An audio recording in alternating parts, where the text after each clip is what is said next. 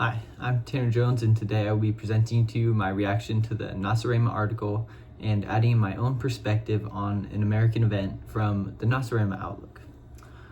For a little bit of background on the article I'm using is, for reference, is Body Ritual Among the Nacirema by Horace Minor. The article is an extremist viewpoint on the common events and ordinary things us Americans do every single day. Things such as going to the doctor, or as they call them, the medicine man, or the dentist, whom they call the holy mouth man. They describe these people from an approach which makes it seem as though they are torturing their clients, such as the holy mouth man gouging out teeth so that a supernatural substance can be applied, which would be replacing a tooth or filling in a cavity to us, or the medicine men performing ritual purifications on people, which just means an annual checkup that everybody has to do at the doctor's.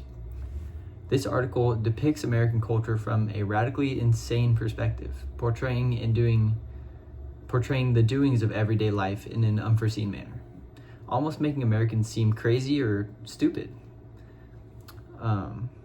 At first, I did not understand the article.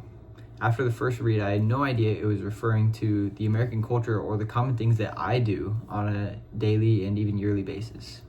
But once it was revealed what the article was talking about, it allowed me to look at it from a different perspective and see how some of the things we do can be interpreted differently by people from other cultures. In order to better understand the article, I'm going to now describe to you an event which is celebrated by everybody in America, but doing so using the same extremist viewpoint of the Nacirema article. Now imagine this: bombs going off in the sky. No matter where you look, there are colors and lights flashing. Once a year, the Nacirema get together to celebrate the power and danger which their country or their culture beholds. They paint their faces in stripes and stars, and all wear matching uniforms which signify their worship to their culture. They drink elixir, which makes them go woozy, and fill their stomachs up with food until they're aching with pain. Celebration is held throughout the day with mass events and the partaking in brutal games. Once it turns dark, they all gather together and watch as they send nukes into the sky and imitate the power of the sun and the stars. Now, as you may have figured out, the event I'm describing is the glorious 4th of July. The nukes and bombs are fireworks, and the war paint is red, white, and blue face paint, and the elixir is alcohol.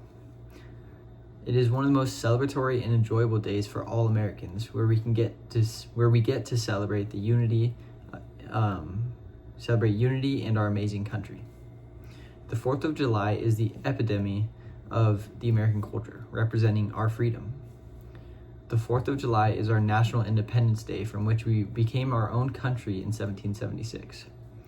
Obviously, the holiday has gone through many changes in history as society has advanced and our country has continued to grow. In the earliest days of celebration, they used to do mock funerals of King George III as a way of celebrating, which is very different from what we see the 4th of July as now. Obviously, nowadays, the celebration has shifted more towards a celebration of our identity and who we are as a country than our gaining freedom from Great Britain, which is how it originally started. Throughout time, our culture has grown strong and proud, just as our founding fathers would have wanted it to. I would say the changes in culture have benefited America and have helped to shape us as a country. Our culture has taken many different forms and supported many different ideals, but throughout time we have stayed proud and united as a country. No matter what our country has gone through or the changes we've experienced, we've stayed together as a whole and continue to grow into one of the largest countries today and most successful countries. Just as our forefathers set out for us to do, the American values still lie in unity, liberty, equality, and individualism.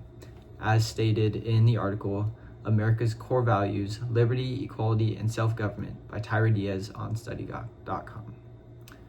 In the end, what it means to be American can be interpreted in hundreds of different ways. Everybody in every culture differs in their ideals and way of life. The way we see life in America could be completely different from the way people see life in India or Japan. It's all different from our perspective. As Americans, it is important for us to know who we are and to be proud of the culture which has come about in our country. Everybody should be proud of who they are and where they've come from. And moving forward, as the world continues to advance, it is important for everybody to accept all cultures and understand that everybody comes from different walks of life. No matter who you are, where you come from, it's important to have respect and to honor everybody and to treat everybody equally, which I think is a very strong ideal in America. Thank you.